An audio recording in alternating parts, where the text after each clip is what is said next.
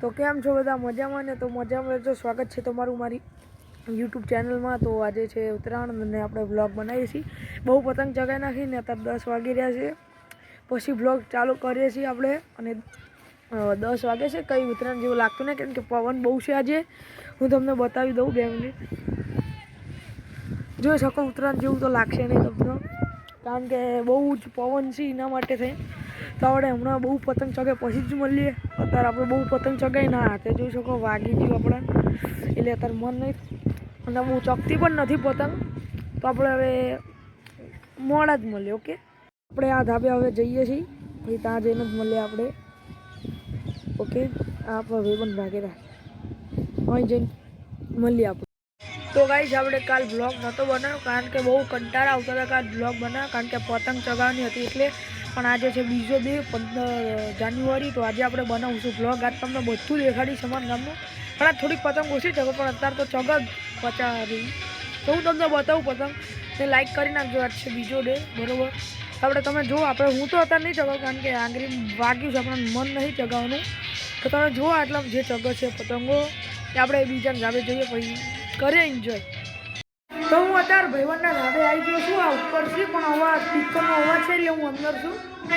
તો આપણે જઈએ બહાર અને કયું ફૂલ અવાજ કરે, પછી આપણે ચગાવીએ પતંગ। અને અહીં પતંગ બહુ પડી છે, આ મોટો ઢાલ છે, તમે જોઈ શકો છો આ મોટો ઢાલ। આપણે હમણાં સાંજે ચગાવશું ને આપણે ભાઈબંધ।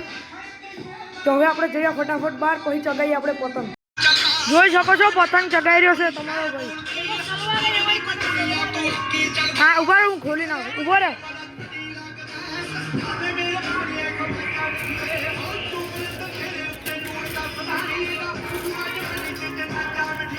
हमारी पतंग सलवा गई, हमारी पतंग सलवा गई। गाइस पतंग सलवा चुकी है। चलो अब इसका मुहूर्त करते हैं, देखो।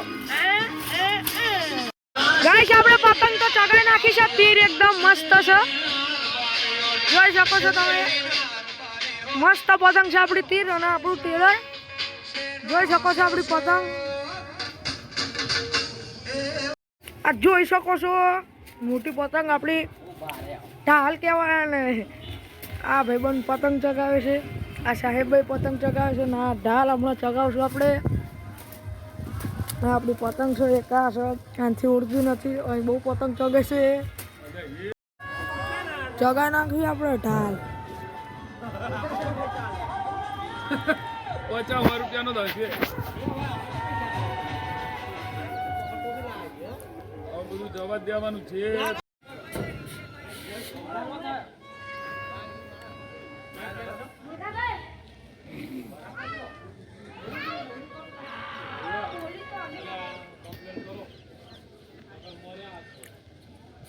અમાર તો નહીં જઈ મળે બીજા બ્લોગમાં, બાય બાય।